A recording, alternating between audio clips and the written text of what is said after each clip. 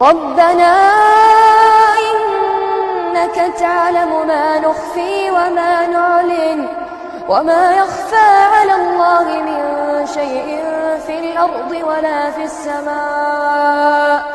الحمد لله الذي وهب لي على الكبر إسماعيل وإسحاق إن ربي لسميع الدعاء. رب اجعلني مقيم الصلاة ومن ذريتي ربنا وتقبل دعاء. ربنا اغفر لي ولوالدي وللمؤمنين يوم يقوم الحساب.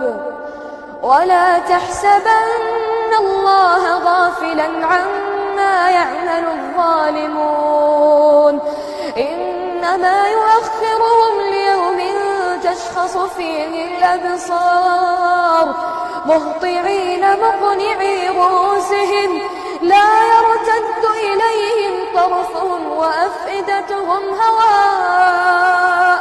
وأنذر الناس يوم يأتيهم العذاب فيقول الذين ظلموا ربنا أخرنا إلى أجل قريب نجب دعوتك ونتبع الرسل أولم تكونوا أقسمتم من قبل ما لكم من زوال.